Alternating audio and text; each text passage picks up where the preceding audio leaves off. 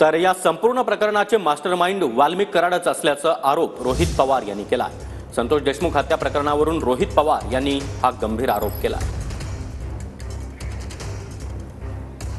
च्या पद्धतीने ही घटना तिथे घडली आणि पोलिसांनी कुठलीही कारवाई अध्यक्ष महोदय केली नाही। पण 9 डिसेंबर आणि 3 डिसेंबरच्या आधी अजून एक घटना घडली होती, ते नोट करण्यासारखी आहे अध्यक्ष महोदय, की एक खंडणीचा गुन्हा वाल्मिक कराडच्या नावाने तिथे दाखल झाला होता।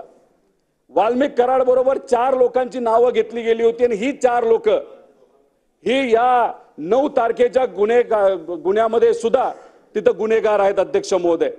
त्यामुळे आमच्या सगळ्यांचं तिथे असणाऱ्या लोकांचं मत आहे की या गुन्ह्यामध्ये मास्टरमाइंड कोण असेल तर अध्यक्ष महोदय हे वाल्मिक कराड नावाचा हा माणूस आहे। तिथे जर निर्णय घ्यायचा असेल तर ज्युडिशियल एन्क्वायरी करण्याची जरूरत आहे, नाहीतर एखादा माजी अधिकारी घ्या ज्याच्यावर कुठल्याही प्रकारचं कलंक नाही, स्वच्छ अधिकारी, त्याला तिथे जबाबदारी द्यावी आणि सरकारमध्ये असणाऱ्या सर्व नेत्यांनी आणि विरोधात असणाऱ्या सर्व नेत्यांनी सर्व आमदारांनी पाठिंबा दिला पाहिजे की एक स्वच्छ कारवाई ते सुद्धा पुढच्या 10 दिवसामध्ये त्या ठिकाणी झाली पाहिजे। आणि 302 कलम जे इतर लोकांना लागले, मास्टर माइंडला सुद्धा ते कलम लागण्याची अध्यक्ष महोदय तिथे जरूरत आहे। आणि SIT म्हणजे सरकारचा इंटरेस्टेड टाइमपास झाल्यासारखं आहे।